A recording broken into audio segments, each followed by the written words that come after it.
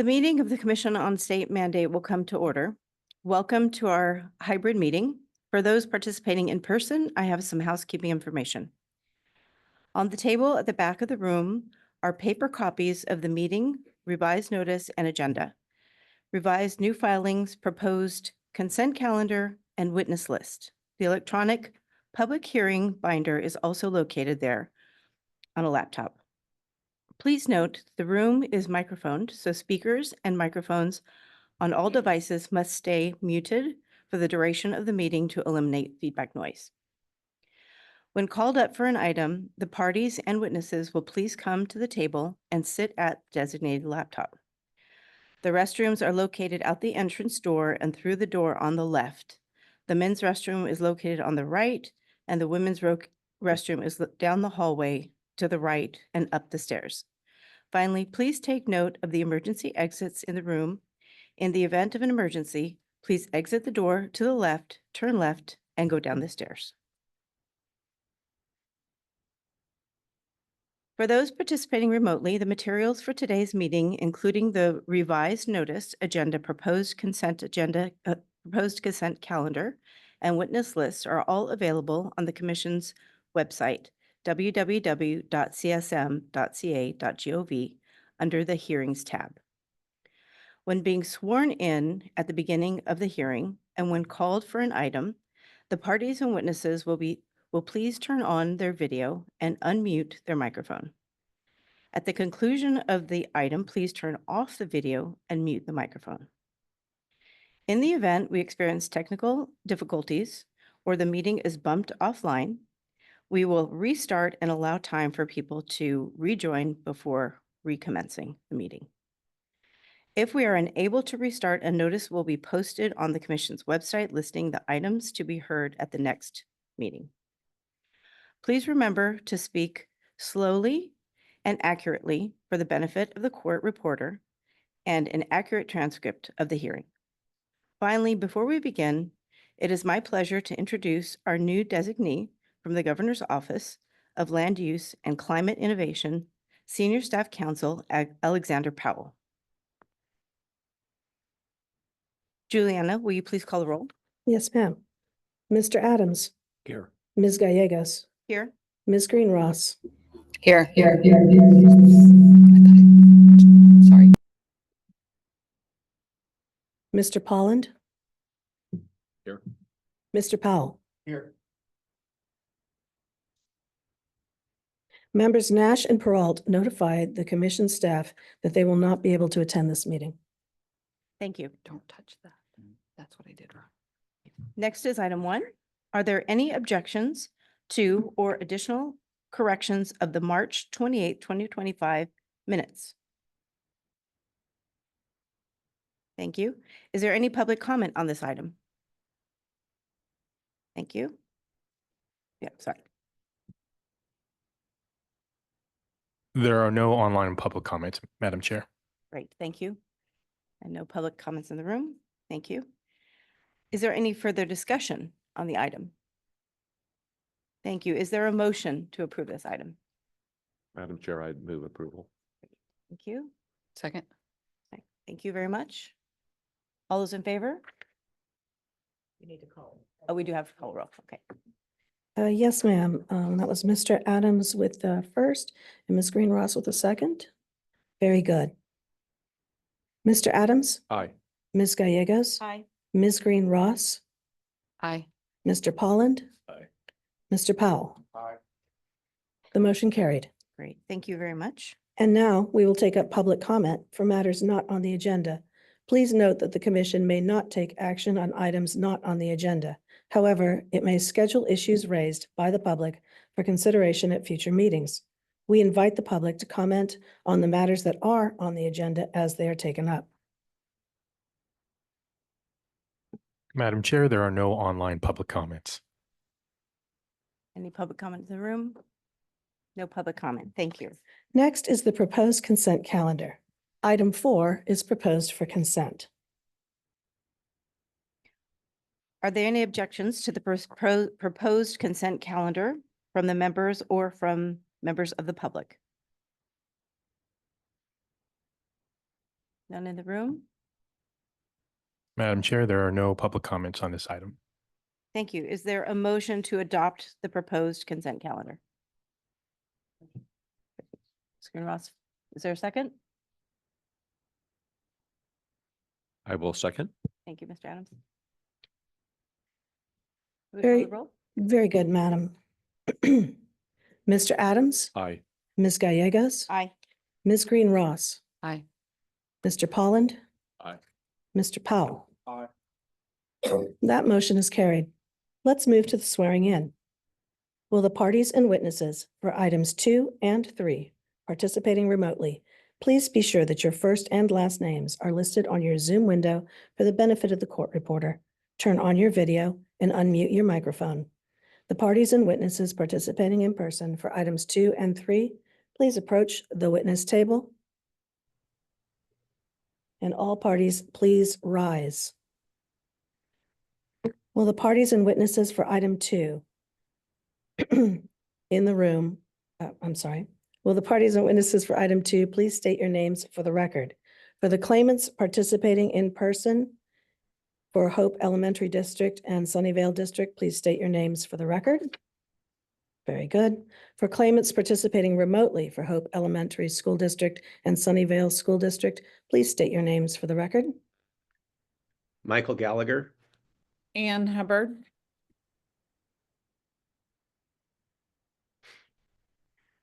For the Department of Finance participating in person, please state your names for the record. George Harris. Brittany Thompson. Rebecca Lee. And for the Department of Finance participating remotely, please state your names for the record. Katie Lago Marcino. And then I understand, Mr. Palkowitz, you may not have unmuted, but we see that you are here. So Art Palkowitz for the record. Will the parties and witnesses for item 3 please state your names for the record? For the Department of Finance participating in person, please state your names for the record. Donna department. Furby, Department of Finance. Very good, Ms. Furby.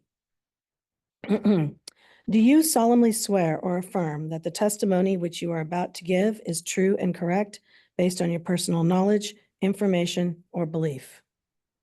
I do. I do. I do. I do. I do. Thank you. At this time, we invite the parties and witnesses for item 3 participating remotely to please turn off your video and mute your microphone. And those participating in person, please return to your seats. Next is item 2. Commission Counsel Anna Berich will please present a proposed decision on a proposed decision on transitional kindergarten 23 TC02. Sorry. Madam Chair, there is a hand raised from the public. Good. Comment now? Check to see who it is.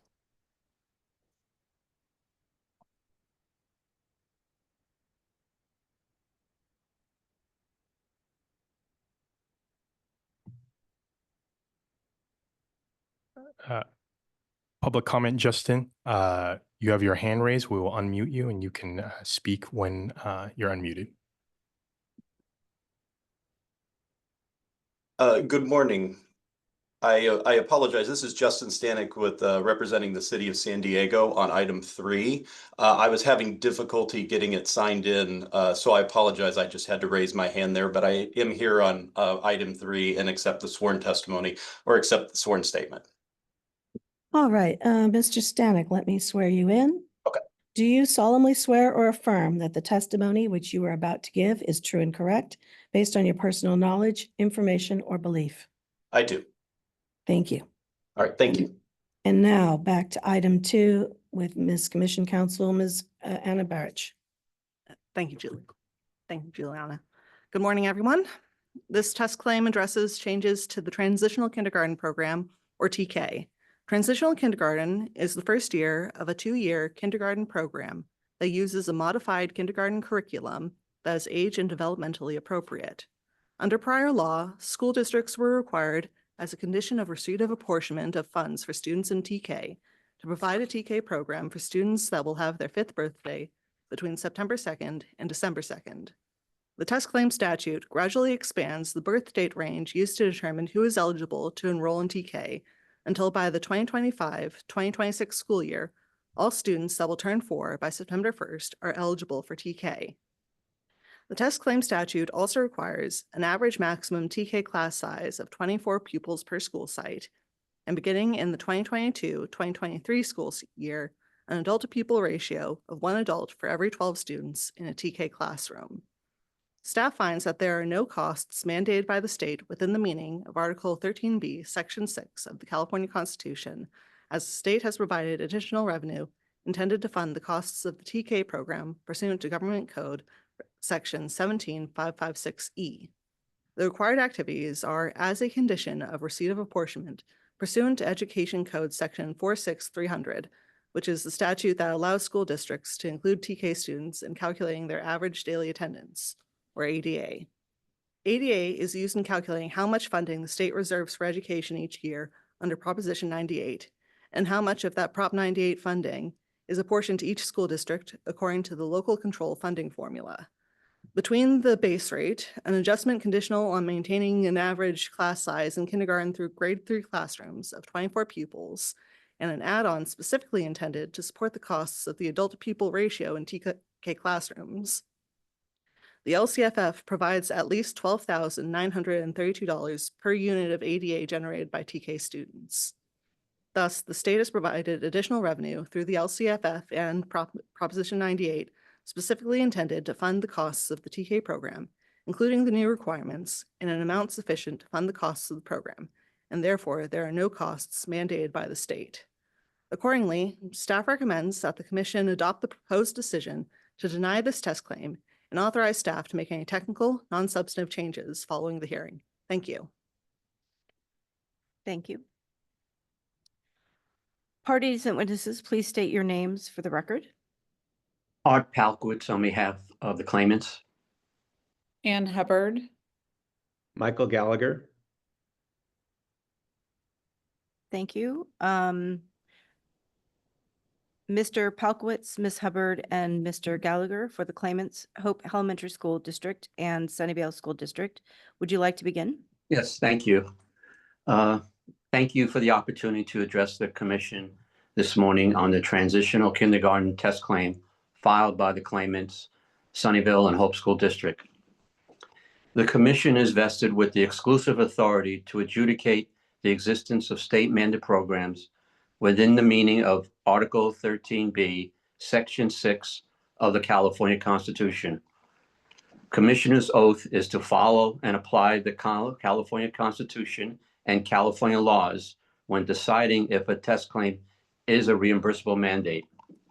Article 13B, Section 6 of the California Constitution, the highest legal authority in California, requires local agencies and school districts to receive reimbursement for the costs of state mandated new programs or higher levels of service when legislation requires new activities. New legislative program and activities are to include funding. This requirement allows school districts to continue to offer the services provided prior to the new legislation. The courts have provided the Commission with instructions, also a roadmap when reviewing a test claim. A two-pronged test was established by the courts that includes the requirement to either satisfy legal compulsion or practical compulsion. The key issue in this test claim that is presented to you today is whether the claimants receive funding for the transitional kindergarten program. The record and the proposed decision fails to include evidence that the claimants receive funding for the transitional kindergarten program, and therefore you must conclude that under the law, the test claim be approved as a reimbursable mandate. Transitional kindergarten is a landmark legislation in adding an entire grade to the public education school system. Education Code Section 48,000 is part of the test claim statute, and there is overwhelming statute and case authority to conclude that this test claim is a reimbursable mandate. The first prong of the test in reviewing a test claim is referred to as legal compulsion. Legal compulsion occurs when a statute uses mandatory language that requires or commands a local entity, or in this case, a school district, to participate in a program or service. Legal compulsion is present when the local entity has a mandatory legal enforceable duty to obey. Education Code Section 48,000 states all school districts shall admit children to the TK program when the child is age eligible. This commission has previously followed legal cases that the word shall is to be construed as the activity and services are required and is not discretionary. The plain language of the statute includes activities of requiring a new entire grade that has required the hiring of teachers and non-teachers staff. This is a higher level of service that is unique to government services. In further support of the legal compulsion has been satisfied by the claimant is found in comments submitted by the California Department of Education. California Department of Education comments dated April 17, 2025, and that are included as an exhibit, are from the CDE General Counsel and state that the test claim compels school districts to comply with the test claim statute and that legal compulsion is met by the claimants. The California Department of Education oversees the state's public school system, which is responsible for the education of more than 7 million children and young adults in more than 9,000 schools.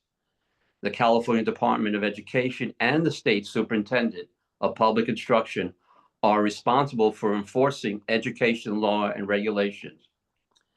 There is no dispute in this matter in that legal compulsion is established in the record for approving the test claim as a reimbursable mandate. The second prong of the process to review a test claim is referred to as practical compulsion.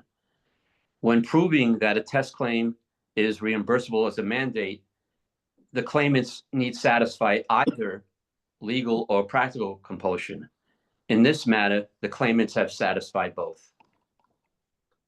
CDE, California Department of Education, has issued several directives, with the latest one dated March 21st, 2025, requiring all school districts, and in bold, including basic age school districts, to provide transitional kindergarten. This is an exhibit to the test claim. The claimants are basic age school districts that has a characteristic of primarily receiving funding from local property tax. The comments submitted by CDE, their general counsel, is response to the proposed decision and supports that legal conclusion and practical conclusion both exist in the claimant's test claim.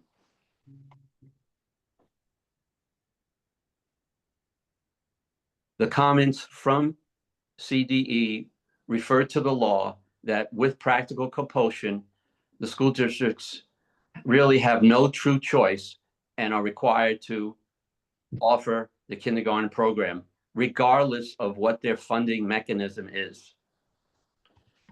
Claimants have presented to the commission that the test claim is a new program or a high level of service that satisfies both the requirements of legal and practical compulsion, despite both not being required. The test claim statute requiring and stating the transitional kindergarten activities include that a condition of receipt of apportionment for pupils is required for the transactional kindergarten program. As I stated earlier, this is the key issue in this case. The test claim statute states in plain language that for the new TK services to be required, it is conditioned on the budget appropriating the funding for TK. The state has budgeted the money for years 23-25 with nearly $4 billion appropriated for fiscal 25-26 when the transitional kindergarten is fully implemented. However, there is no appropriation for the claimants. It is undisputed that the claimants have not received any of the TK funding. There is no evidence in the record showing the date or amount of money received by the claimants for the TK program. The plain language of statute does not include an exception for the claimants not to receive funding. The claimants are basic aid school districts that are funded primarily by local property taxes and are not allocated funding by a pupil formula. Department of Finance objected to this test claim because it was not timely filed and that the costs submitted by the claimants were in dispute. The proposed decision dismisses both of these positions. Department of Finance contends that the claimants receive LCFF funding.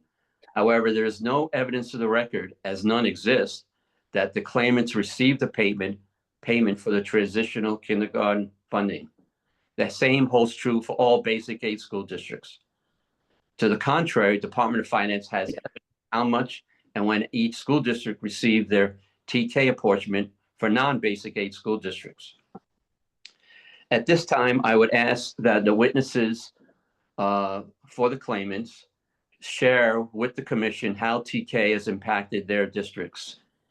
Ann Hubbard, Superintendent of Hope School District, would you be so kind to address the commissioners at this time? Yes, thank you, Art, and thank you to the commissioners for allowing this opportunity to share our story here in Hope School District. Hope School District is a 3-school TK through 6th grade school district. We serve about 860 students. As you are well aware, TK started originally as a temporary gap fill for the students that when they changed the date for kindergarten eligibility. But as you know, over the years, it's grown. So we used to be able to pull in our very few TK students to our K classes and create TKK classrooms. However, as the eligibility has expanded, our TK students, the number of students have greatly expanded. So for instance, next year, and remember the whole district is only just under 860 students, I have 77 incoming TK students fully enrolled with 5 more with partial enrollment.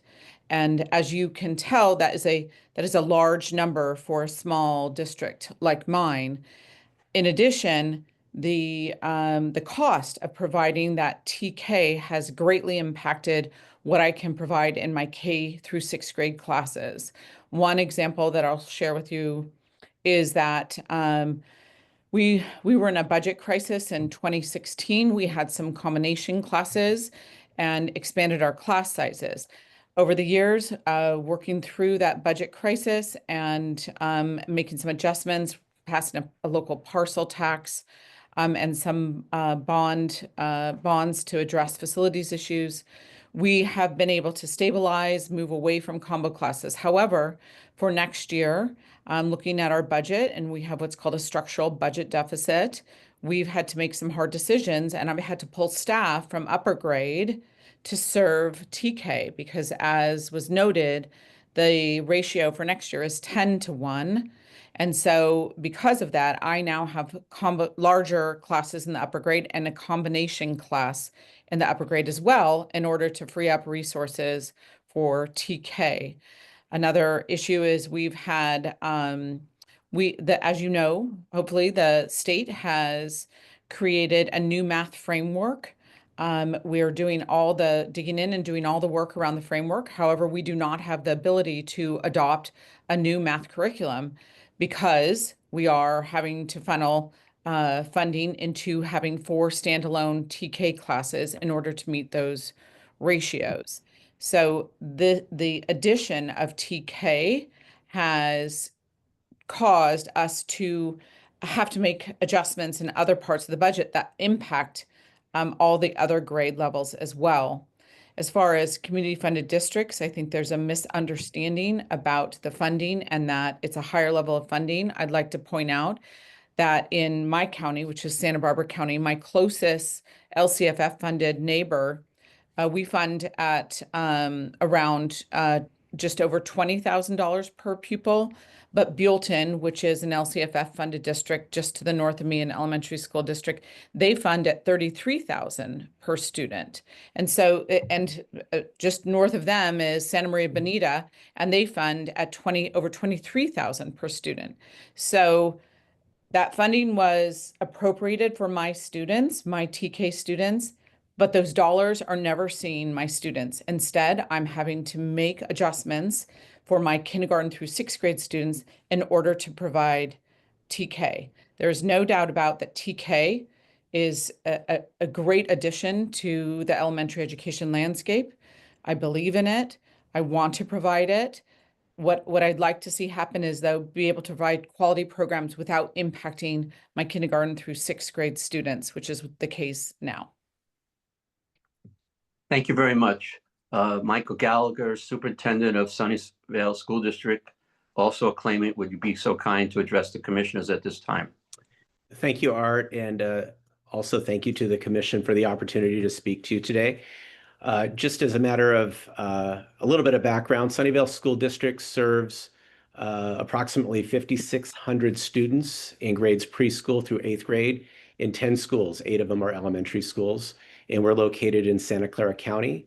Just a brief snapshot of our student population, which sometimes surprises people being that we're in Santa Clara County. Our student enrollment is just over 40% Hispanic. Our socioeconomically disadvantaged students comprise almost 32% of our student population, and we're above 30% English language learners. A term used in our field is unduplicated count. That's the percentage of students who fall into one of these relatively disadvantaged categories. And our unduplicated count in Sunnyvale is 46%, which is relatively high for the state. As Ann said, in our school district, we greatly value the transitional kindergarten program. When it was begun some 10 or so years ago, we began it specifically targeted for the students I was referencing. Our unduplicated students are in our Title I schools. But now that it's expanded, it's become increasingly difficult to offer the program while still maintaining the level of service for all other students. So the total cost of this program for our district is estimated at $4.5 million. Next year, we plan to have 21 general education classrooms of transitional kindergarten and 3 special education transitional kindergarten classrooms. So in order to make ends meet, we're in the process of making significant reductions in our school district. By way of example, we're eliminating instructional coach positions. These are teachers who support other teachers to improve their instruction. And the intent of this program is to target students who we've been struggling in meeting their needs. So the students I was speaking of before. So that we're going to eliminate 6 of those at a cost of approximately $1 million, or savings of approximately $1 million. We're also in the process of eliminating direct student support paraeducators in classrooms. These are employees who provide the instruction for struggling readers. So you have a teacher in a classroom, and then you have a regular ed paraeducator who sits in small groups with students, provides support services, as I said, predominantly in English or in reading. We're also in the process of needing to eliminate behavior support paraeducators. These are paraeducators who support students with challenges accessing the classroom because of behaviors. And when these supports are removed, it also affects the other students in the classroom. So it's a significant impact that we're grappling with. And yet another area that we're looking at reducing, or we need to reduce, is in the area of counseling services. So we have counseling services contracts with local agencies, and we're going to need to reduce those. And the impact of that is to create longer wait times for students receiving social emotional supports. So I thank you, and I'm happy to answer any other questions. Thank you. Thank you. Thank you, Ms. Would the witnesses for the Department of Finance please state your names for the record? If I may, sorry, I'd like to continue my argument. I wasn't finished yet. Apologies, thank you, Mr. Mr. Palkowitz. No problem. Thank you very much for your time. Based on the testimony of the claimant representatives, the implementation of TK without receiving funding has resulted in them being forced to cut services that have detrimentally impacted their students. The purpose of mandate law is to prevent school districts from being forced to encroach on their general funding for new activities mandated by the legislature. This has caused the basic aid school districts to use their general funding to pay for programs that were impacted due to the requirement to have the TK program implemented. This violates the Constitution. Based on the legal compulsion of the statute that school districts provide TK and the practical compulsion that has been exhibited by the claimants have satisfied all of the requirements for this test claim to be approved as a reimbursable mandate. Finally, I would like to comment on the proposed decision has referenced a lawsuit by the California School Board Association, CSBA. This citation has appeared approximately 25 times in the proposed decision. What I would like to do is review that CSBA lawsuit and explain how it doesn't apply to this case. In the CSBA lawsuit, it involved two mandates, graduation requirement and behavioral intervention program. Both of those programs were approved as mandates. However, after the approval of those mandates, graduation requirement was to have an additional science class as a graduation requirement, and BIP, Behavioral Intervention Program, was to provide services to students who needed additional support. After both of those mandates were approved, the legislature passed the legislature passed a statute, and the statute said that the funding for those mandates must come out of the general fund. This was an exception to the rule of mandate law that required by this Constitution that you must pay for new statutes that require new activities. This CSB lawsuit does not apply to this case. There is no exception. There is no statute ordering that school districts and basic aid school district pay for this program out of their general fund. Thank you for the opportunity to speak to you all, and I'm available to answer any questions. Great. Thank you very much, Mr. Palkowitz. Now we can hear from the Department of Finance. If the witnesses for the Department of Finance would state the names for the record, please. George Harris. Brittany Thompson. Rebecca Lee. Thank you. May you go ahead. George Harris with the Department of Finance. We support the staff recommendation and happy to answer any questions that you may have for us as well. Any other comments from the Department of Finance? Okay, great. Thank you. Is there any public comment on this item? Madam Chair, I do not see any public comments online. Great, thank you. Are there any questions from the members? Yes, Ms. Ross.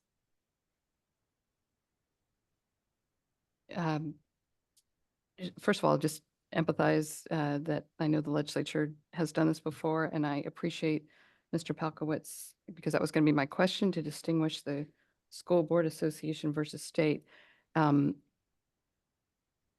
I'm still a little confused on how you distinguish the case. And my question to finance is, it would help if you could just explain the difference in the basic aid in relationship with the LCFF. How often do you look and see whether they get a portion of the LCFF with respect to, I understand that the basic aid formula, if they have sufficient funding, then they don't get a share of the LCFF. Could you just sort of go over that, how often you adjust those numbers?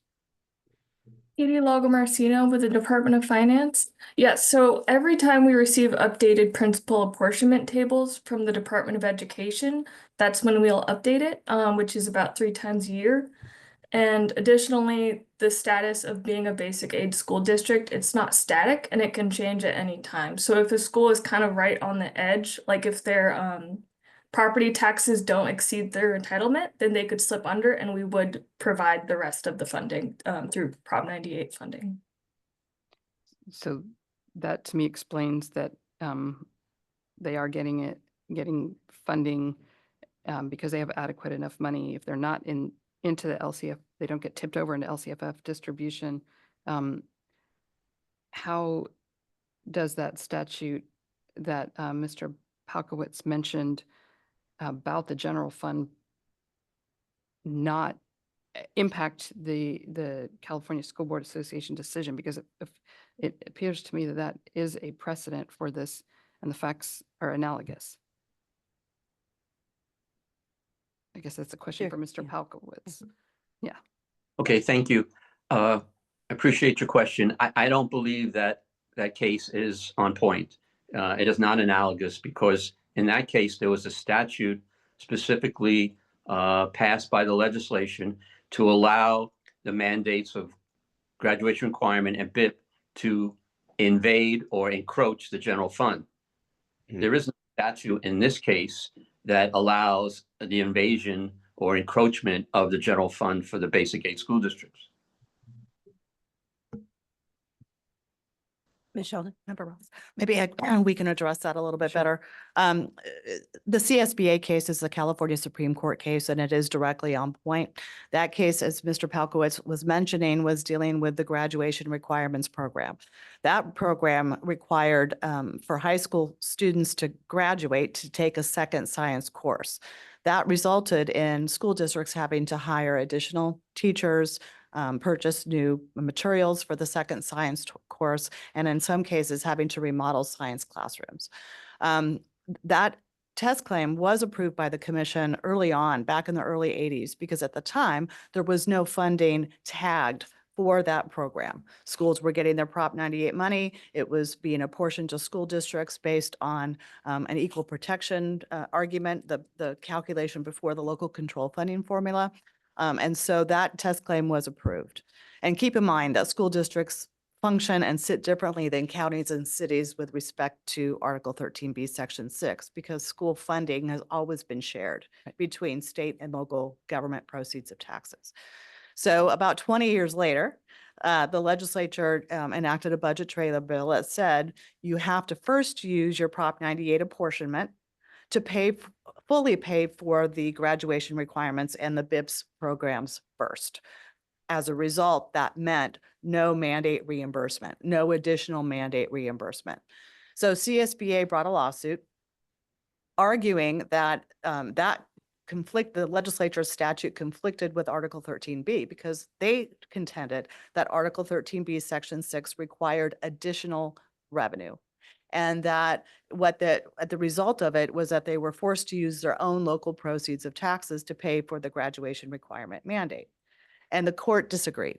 The court found that given the state of education funding and Article 13B, Section 6 and Proposition 98, the legislature can use their power to earmark any Prop 98 funding specifically for a program. So as soon as the legislature tags their Prop 98 apportionment funding to a mandated program, that is considered mandate reimbursement, and the state has satisfied their Article 13B, Section 6 obligation.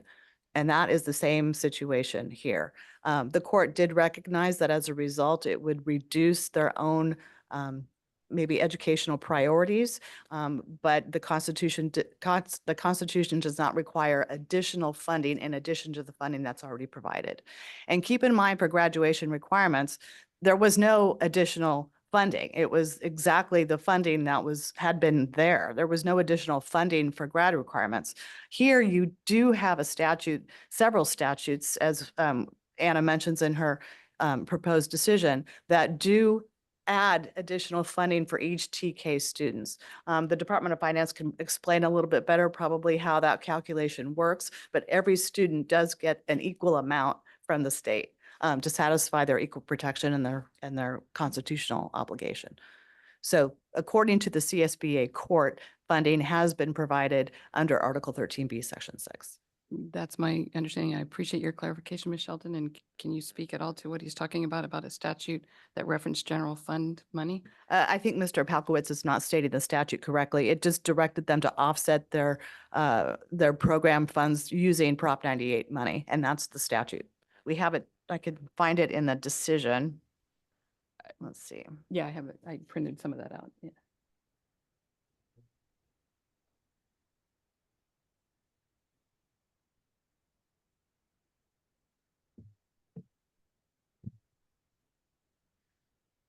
The statute said costs related to the salaries and benefits of teachers incurred by a school district or county office of education to provide the courses listed in the statute, which meant the graduation requirements program, shall be offset by the amount of state funding apportioned to the district pursuant to this article.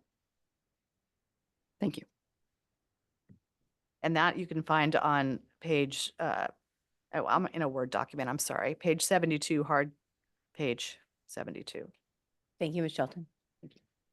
Are there any additional questions? Yes, go ahead, Mr. Powell. I have a question on whether the claimants are alleging that they're not receiving state funding for their education, because I hear that there's not LCFF funding, and whether that means that those earmarks the state apply to that funding that they get. And so I'm saying, is that funding that is earmarked going to the claimants in this case? I think you should probably let Department of Finance explain. Their education experts on the local control funding formula. My understanding of the formula is that you first determine a per pupil amount. They first then deduct the local property taxes from that. And then for those that need an extra support from the state, it goes from the state. But all school districts go through the local control funding formula and satisfy Prop 98 funding. Then I guess my question would be, would these claimants say then that they are getting less money for this allocation than other districts are because of that lack of LCFF funding? Like an LCFF funded district would get more money and they don't get that. It's a per pupil amount, not a district amount. So each pupil is getting the same amount under Prop 98. Am I correct? Finance. Department of Finance, do you have Yes, a? that's correct. It's calculated the same regardless. And then after everything is calculated, including the 10.4% extra funding for TK through third grade students, and also concentration grants and supplemental grants and all of that. After that, that's when we offset with property taxes to see whether or not property taxes are higher or lower than the entitlement for each school. Additionally, every pupil, regardless of basic aid status, would receive a minimum of $200 for minimum state aid, and also I believe it's $120 per pupil, or not less than $2,400 per school. I should also mention that at the Supreme Court with the California School Board Association case, they also mentioned that there would be a disparity between basic aid districts and other districts. The court did not accept that. There's no law. These are questions of law, not a question of evidence, actually. And so there's no law making basic aid difference receive any special constitutional benefit that other districts that don't have. Mr. Adams, did you have a question? Thank you. In our documents, there's a paragraph that states, although the state's chosen method leaves basic aid school districts with less excess property tax revenue to spend on local education priorities, this does not mean that reimbursement is required. The circumstance that the program funds claimants may have wished to use exclusively for other programs are hereby reduced does not itself transform the related cost into a mandate. That really, really bothers me. And I guess my question is, who decides whether or not a district is a basic aid school district or another? Is that their choice, or? It just depends on how much money they're receiving in local property taxes. That's it.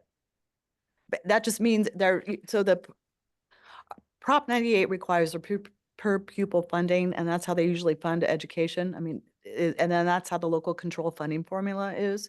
It all stems early on from the Serrano versus Priest lawsuit back in the 70s, where there was an equal protection argument that wealthier school districts, the students in wealthier school districts were receiving more education than those students from a less wealthy area.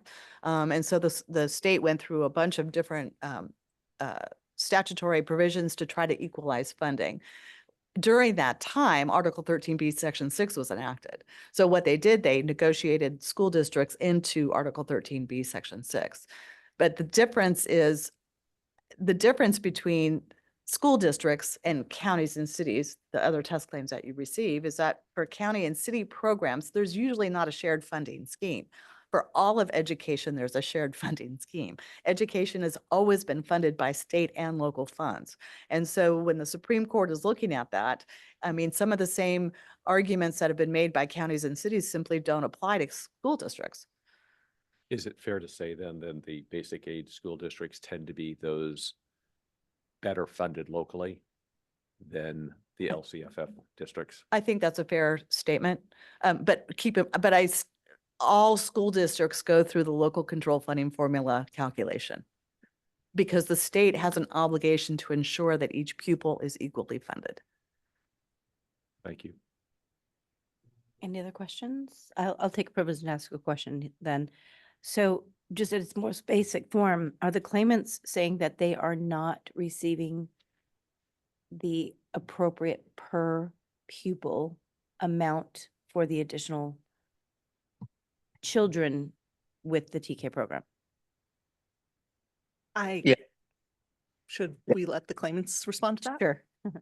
Yeah. Commissioner Hugwitz. Thank you. Yes, that is exactly it. And as Mr. Powell hit on, what's going on here is that the basic aid school districts have funding. And when this legislation is passed, they don't receive any additional funding for the TK program. Okay. And that is really the heart of the problem, that the statute required that school districts be appropriated and receive the funding. There's no evidence in the record that the claimant or any school district received a check or any type of payment or when that payment occurred. And so in effect, they are invading on the general fund of the basic aid. Now, I would respectfully disagree with Ms. Shelton's analysis of CSBA because CSBA dealt specifically with only 2 mandates. If that was to apply to all future mandates, then none of the basic aid or other school districts receive any money for test claims approved. But that was specifically for those 2 programs that was passed decades ago. If they were to apply to all future reimbursable mandates, then the argument would be, no, you don't get additional money. We can invade and encroach on your general fund. Can I respond to that? Sure, of please? course, Michelle. First of all, we have many school district mandates out there, and in those cases, there was no funding specifically intended to fund the cost of that particular mandate. There was no extra discussion from the legislature saying, here's money for this particular program. The lesson from the CSBA Supreme Court case is that as soon as the legislature earmarks that Prop 98 money, that local control funding formula money for a particular mandated program, then they have satisfied Article 13B, Section 6 reimbursement obligation. That is the lesson from the Supreme Court, and the commission does have to follow that decision. I agree that it's for specifically the mandate, but there is no specific mandate or statute for the TK. In that case, it was specifically for the graduation requirement and the BIT program. And now you're violating the Article 13, Section B, if you're not providing funding for new programs. I will just say that we've outlined several provisions in the proposed decision that make TK as a condition of receipt of apportionment. There are education code statutes identified in this decision that require the director of the Department of Finance to count TK students in the ADA apportionment. So if you're alleging that that did not occur, that would be a whole other lawsuit not having to do with mandates. Well, I guess I would add or where in the record in the proposed decision does it show that the claimants receive payment for the TK program? It's listed in statutes, and if you're alleging that the state has not complied with those statutes, that's a separate lawsuit. Oh, The it's- commission's required to presume that Oh, that the there's no- statutes were complied with. There's no evidence in the record that the districts received the apportionment. And the basis for the test claim decision is that there are no costs. Well, there are costs. But Mr. Palkowitz, we accept your point here. I'm going to move on to Mr. Powell, who has another question. Thank you. I'm just quoting from, it looks like the school board case at 726, and it says pursuant to its broad authority over revenue collection and allocation, the legislature may increase, decrease, earmark, or otherwise modify state education funding in order to satisfy reimbursement obligations, so long as its chosen method is consistent with Prop 98 and other constitutional guarantees. So my understanding from that would be that the legislature doesn't necessarily always have to provide new funds. It says they may, but it also may decrease them and it may target them. And the only allegation that a claimant could make pursuant to this would be that it's not consistent with its Prop 98 guarantees and other constitutional guarantees. Are the claimants alleging that it's not consistent with Prop 98 or constitutional guarantees, or are they just alleging that there needs to be new money for this, what they're saying is a new program? Mr. Palkowitz, do you want to respond? Sure. No, what we're saying is the CSBA applies to only the graduation requirement and the BIP, and that new money is required to provide to school districts for new programs, just as exactly what Article 13B6 says. Thank you. Understood. I mean, I'll just say that it says pursuant to its broad authority. And so I find it somewhat difficult to say when you say broad authority that it's limited to that specific case. And is my understanding, is that different than your understanding of broad authority? I think we have to look at the facts in that case, Mr. Powell, and I appreciate your understanding, and I believe it's not as simple for me to explain it, but the statutes that related to that case were statutes that specifically said there need not be funding for the graduation requirement and for the behavioral intervention program. That was the statutes that were passed by the legislation. And that statutes were in front of the Supreme Court. I mean, I find it hard since there has been numerous mandates passed and funded since that case, to say that you don't need funding since they have broad authority is an interpretation of that case well beyond the facts.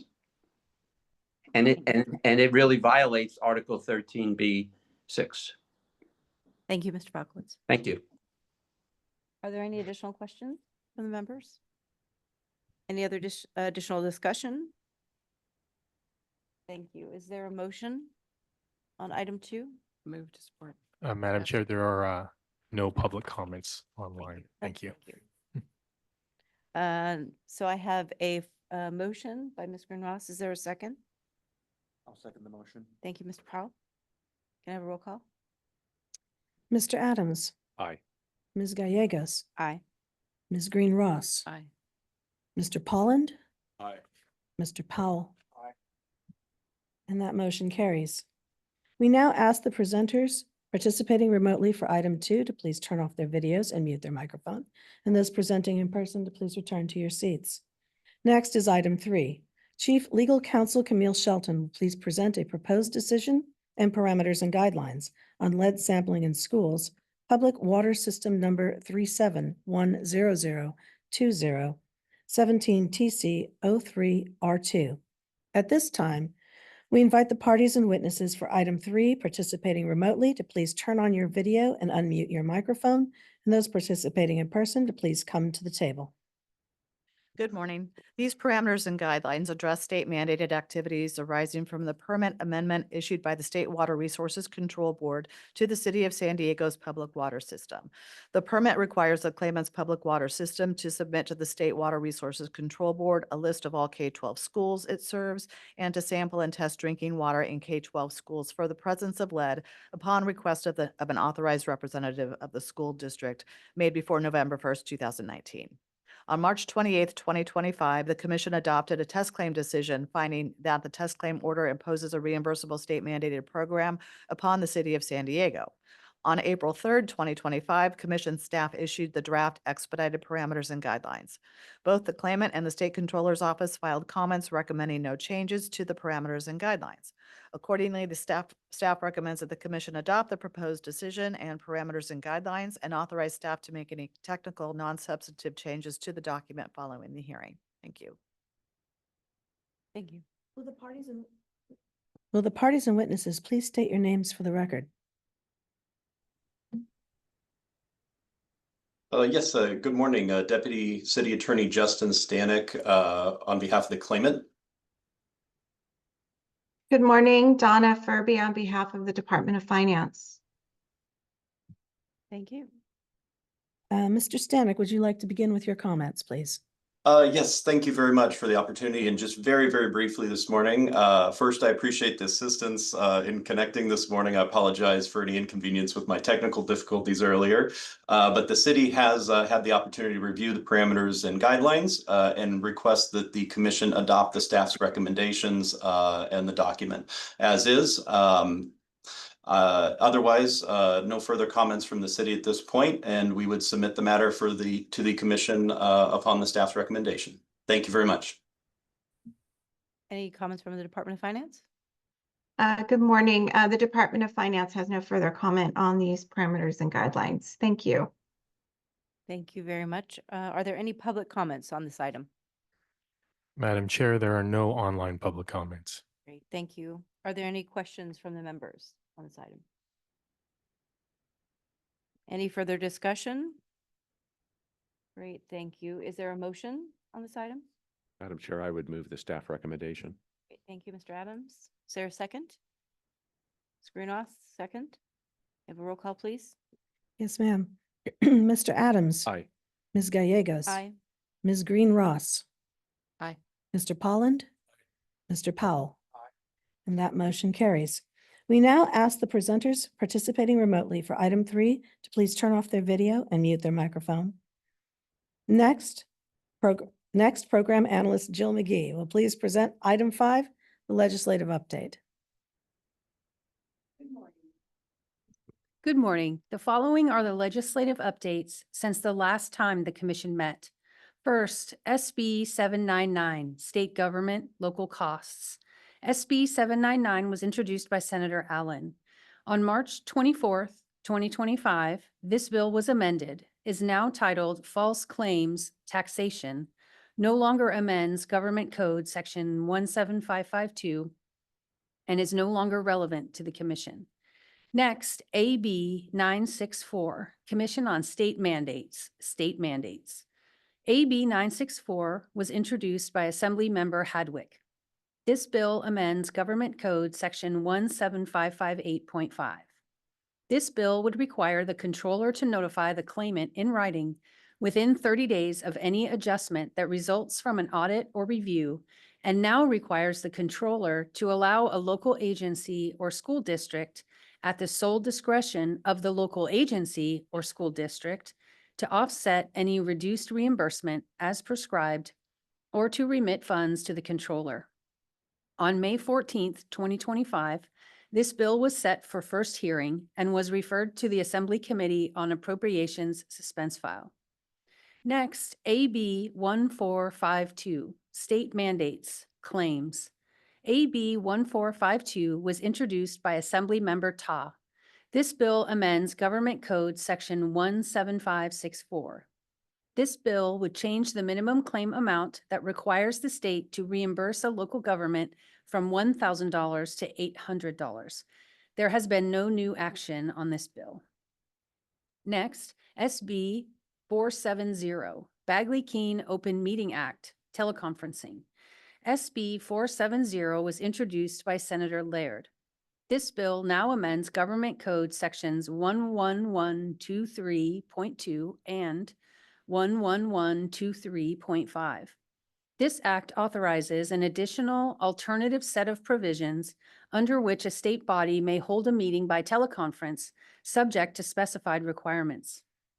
Existing law repeals these provisions on January 1st, 2026. This bill now repeals these provisions on January 1st, 2030. There has been no new action on this bill. Finally, AB 395, holidays. AB 395 was introduced by Assembly Member Gabriel. This bill amends Government Code Section 11131, the Bagley-Keene Open Meeting Act. Among other things, this bill would require that a state agency shall make every reasonable effort to avoid conducting any meeting, conference, or other function on a date for which the state agency knows or has reason to know that members of the public would be unable to participate or be present due to the ritual observance of a religious, cultural, or ancestral holiday, including but not limited to Eid al-Adha, Eid al-Fitr, Feast of the Nativity, Maha Shivarati, the first and last 2 days of Pesach, also known as Passover, Rosh Hashanah, Yom Kippur, Diwali, and Dussehra. On May 14th, 2025, this bill was set for first hearing and was referred to the Assembly Committee on Appropriations suspense file. Staff will continue to monitor legislation for bills that impact the mandates process. Thank you. Thank you, Jill.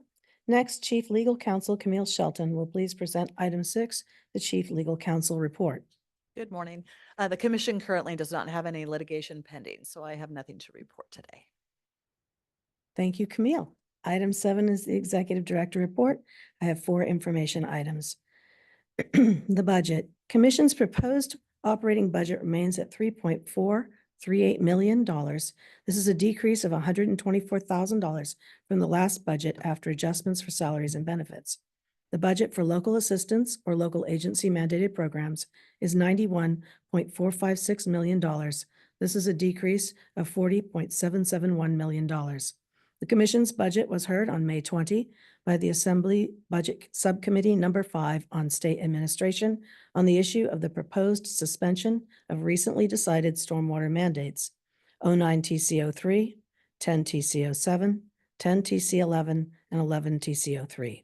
The LAO opposes this suspensions. Please see my report for more detailed budget information.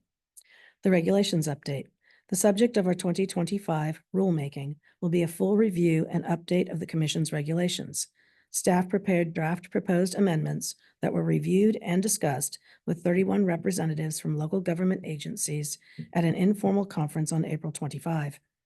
Commission staff received comments both during and after the conference, which are being considered for inclusion in the amended regulations for future consideration by the Commission.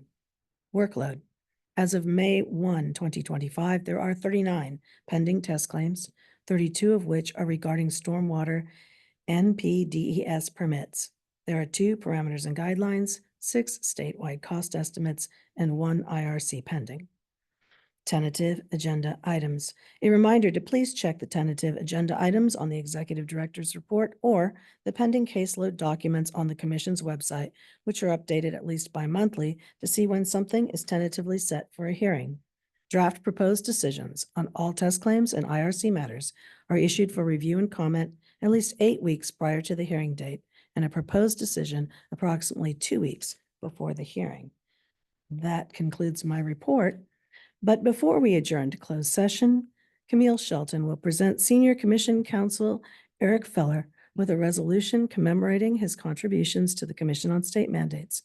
Eric will be retiring August 2nd, but after almost 24 years in service to the Commission. Camille? Yes, congratulations, Eric. Before the Commission on State Mandates, in honor of Eric Feller, Senior Attorney, Commission on State Mandates, 2001 through 2025. Whereas Eric Feller has served as a state employee for over 31 years, beginning his employment with the state of California as an associate governmental program analyst for the State Water Resources Control Board and starting his legal career as an attorney for the Commission on State Mandates in 2001, providing legal services for the commission for almost 24 years. And whereas Mr. Feller, in his capacity as an attorney with the commission, drafted proposed decisions in over 55 test claims, numerous parameters and guidelines amendments, statewide cost estimates, and over 50 incorrect reduction claims for many programs, including municipal stormwater and urban runoff discharges, discharge of stormwater runoff, integrated waste management plans, high school exit exams, pupil expulsions and suspensions too, health fee elimination, crime statistics reports, certificated school employees' parental leave, vote by mail, photographic record of evidence, public school restrooms, menstrual products, the Stall Act, heating, ventilation, and air conditioning, and disclosure requirements and deferral of property taxation.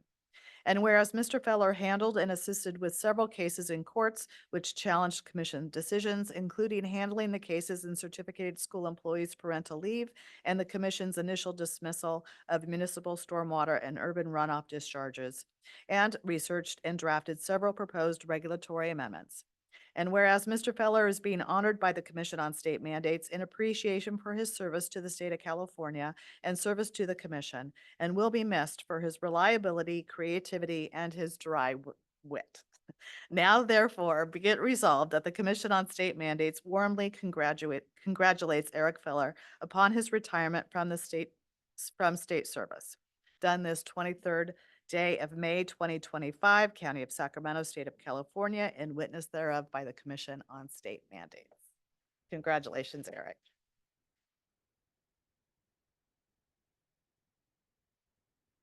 Thanks.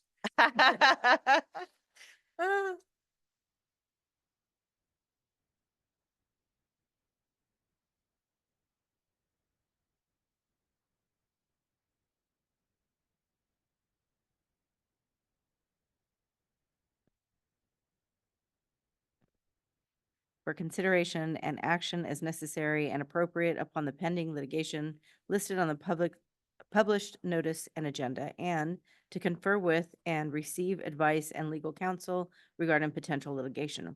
The commission will also confer on personnel matters pursuant to Government Code Section 11126A1. We will reconvene in open session in approximately 10 minutes.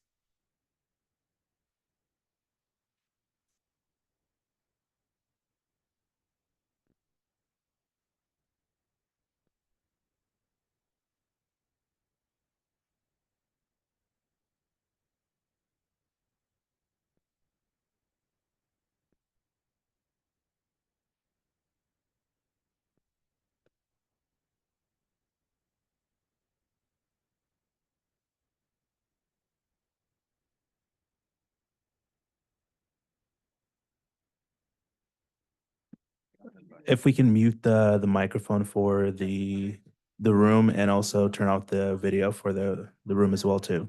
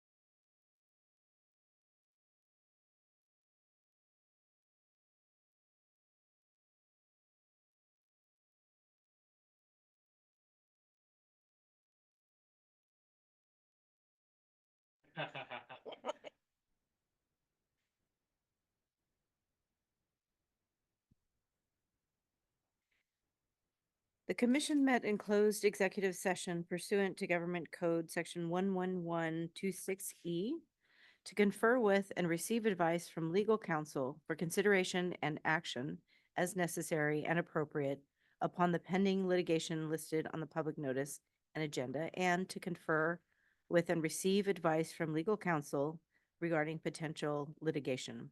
The commission also conferred on personnel matters pursuant to Government Code Section 11126A1. With no further business to discuss, I will entertain a motion to adjourn. So moved. Okay, thank you. A second? Thank you. Ms. Greenross, there's a motion and a second. Roll call? Mr. Adams. Aye. Ms. Gallegos. Aye. Ms. Green Ross. Aye. Mr. Polland. Aye. Mr. Powell. Aye. That motion is carried. Thank you. We are adjourned.